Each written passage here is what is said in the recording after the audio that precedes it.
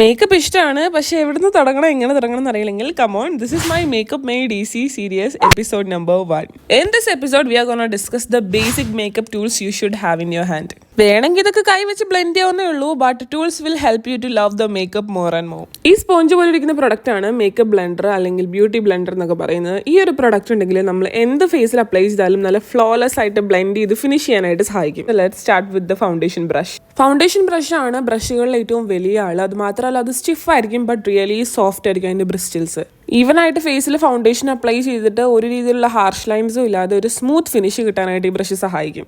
ഏകദേശം ഫൗണ്ടേഷൻ ബ്രഷിന്റെ ഒരു അനിയനാണ് ഈ കൺസീലർ ബ്രഷും. സ്റ്റിഫാണ്, പക്ഷെ ബ്രിസ്റ്റിൽസ് സോഫ്റ്റ് ആണ്. ഇതേപോലെ ചെറുതായിരിക്കും കേട്ടോ. ഒരുപാട് ഫേസിൽ ഈവൻ ആയിട്ട് ബ്ലെൻഡ് ചെയ്യേണ്ട ആവശ്യമില്ല. എവിടെയാണോ കൺസീലർ ഇടുക അവിടെ മാത്രം ബ്ലെൻഡ് ചെയ്യാനാണ് ഇത് ഉപയോഗിക്കുക. പലരും ഫൗണ്ടേഷൻ ബ്രഷ് ആണെന്ന് വിചാരിച്ച് തെറ്റിദ്ധരിച്ച് മേടിക്കുന്ന ഒരു സാധനമാണ്. ഇതാണ് ബ്ലഷും പൗഡർ ബ്ലഷും കാര്യങ്ങളൊക്കെ അപ്ലൈ ചെയ്യുന്ന ബ്രഷ്. ഇത് ഭയങ്കര സോഫ്റ്റ് ആയിരിക്കും ബ്രിസ്റ്റിൽസ്, അത് മാത്രമല്ല സ്റ്റിഫ് അല്ല. അപ്പൊ നമുക്ക് മാറിപ്പോരുതിനി. നെക്സ്റ്റ് ബ്രഷ് ഏകദേശം സെയിം ടെക്സ്ചർ ആണ്. ബ്രിസ്റ്റിൽസ് നല്ല സോഫ്റ്റ് ആയിരിക്കും, സ്റ്റിഫ് ഒന്നും അല്ല. പൗഡറൊക്കെ നല്ല രീതിക്ക് ബേക്ക് ചെയ്യാനും സെറ്റ് ചെയ്യാനൊക്കെ ഈ ബ്രഷ് നമ്മളെ സഹായിക്കും. ഈ ഒരു സാധനം അത്യാവശ്യം എല്ലാവരുടെ കയ്യിലും കാണൂല. ഇതാണ് ഐബ്രോ സ്പൂളി ബ്രഷ്. ഈ ഒരു ബ്രഷ് വെച്ചിട്ടാണ് നമ്മൾ ഐബ്രോ ഇങ്ങനെ അപ്ലൈ ചെയ്ത് കൊടുക്കാനും ഫില്ല് ചെയ്യാനും പിന്നെ സ്പൂളി വെച്ച് ചീക്കി വെക്കുകയും ചെയ്യും. ഈ 4 ഐഷാഡോ ബ്രഷുകൾ എന്തായാലും കയ്യിൽ വേണം കേട്ടോ. ഇതെങ്ങനെ യൂസ് ചെയ്യണം നമുക്ക് വേറൊരു എപ്പിസോഡിൽ പഠിക്കാം. മേക്കപ്പ് മെയ്ഡ് ഈസിയിൽ അടുത്തൊരു എപ്പിസോഡിൽ കാണാം. ടാറ്റാ.